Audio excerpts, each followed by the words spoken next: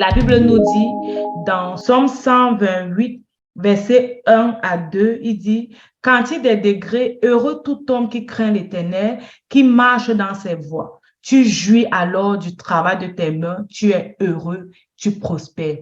Quand tu marches dans les voies de l'Éternel, quand tu laisses réellement Dieu être au centre de ta vie, tu marches. Qu'est-ce que tu fais? Tu jouis du travail de tes mains. Tu es heureux, tu es prospère.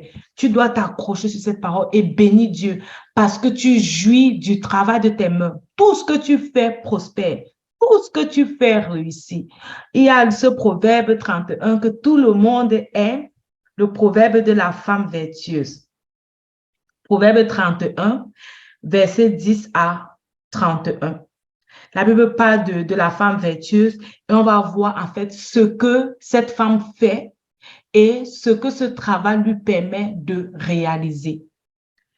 Qui peut trouver une femme vertueuse? Elle a bien plus de valeur que les perles. Le cœur de son mari a confiance en elle et les produits ne lui feront pas défaut.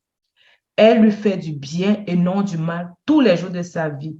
Elle se procure de la laine et du lin et travaille d'une main joyeuse. Une femme qui aime l'Éternel, qu'est-ce qu'elle fait? Elle travaille d'une main joyeuse. Le travail, c'est un peu une corvée. Elle ne veut pas se lever le matin pour aller au travail. Son corps pèse. Ouais, tous les jours, tu te lèves.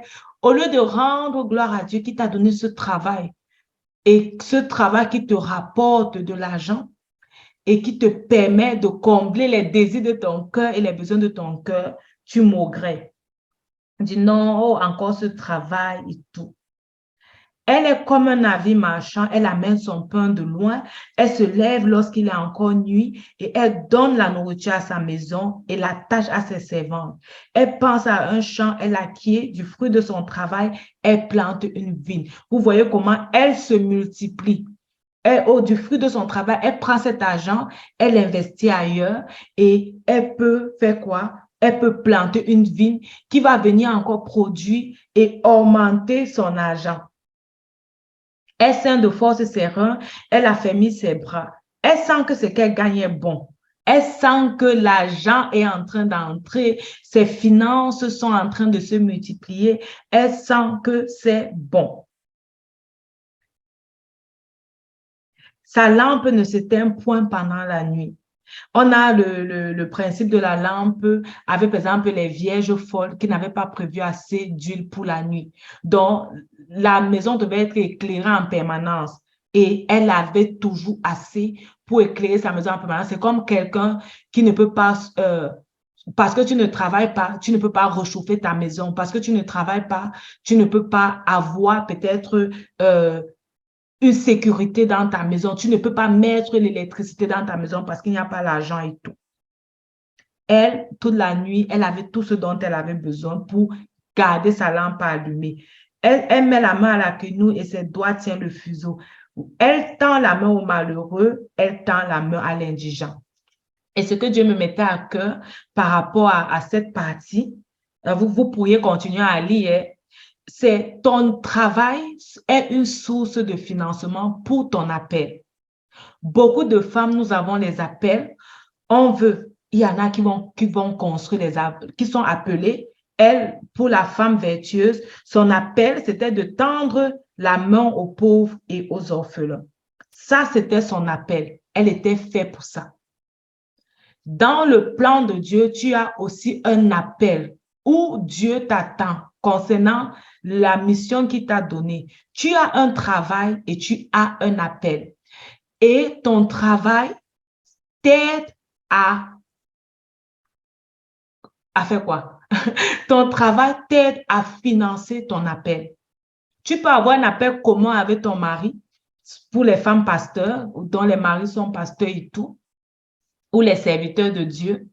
Ton travail va te permettre de financer ce service que ton mari fait. Ça ne veut pas dire qu'il n'y aura pas des dons, ça ne veut pas dire que les gens ne vont pas financer avec toi, mais tu es la première personne qui finance. C'est pour ça que parce que des gens ont oublié ce principe. C'est pour ça qu'on trouve les pasteurs voleurs, les serviteurs de Dieu qui mentent, qui utilisent toujours les moyens pour sucer le corps du Christ, sucer les fidèles, ou les femmes, tu vas te lever, que tu as une vision. Tout ce que tu fais, c'est seulement parce que tu veux que les gens te donnent l'argent, les gens te donnent l'argent, les gens te donnent l'argent. Tu deviens comme une machine, tu veux seulement l'argent, l'argent, et tu vas te compromettre ici, voler la dîme, voler ci, faire comme ça, ne pas être fidèle, prendre les choses même pour vendre, mais vendre même ne pas gérer l'argent parce que tu es engagé dans tout. En fin de compte, tu ne peux pas combler, bien faire ce travail que Dieu t'a donné, ou bien parce que tu n'as pas les financements, tu ne réponds pas à l'appel de Dieu.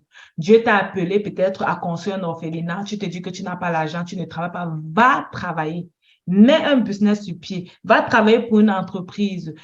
Fais quelque chose qui sera comme cet argent qui va t'aider à t'investir dans cet appel de Dieu. On voit tout ce que la femme vertueuse ici fait. Et ça peut lui permettre de tendre la main au malheureux, de tendre la main à l'indigent.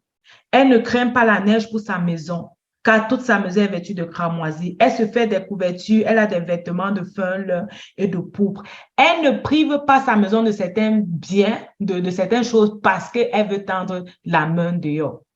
C'est parce que tu es limité financièrement que parfois tu vas devoir sacrifier la famille pour participer à une œuvre chrétienne. Ce n'est pas que c'est forcément mauvais de parfois ne pas prendre l'argent qu'on a au lieu d'investir dans la famille et investir dans une œuvre de Dieu. Ce n'est pas forcément mauvais, mais ça ne doit pas être une habitude parce que tu es limité.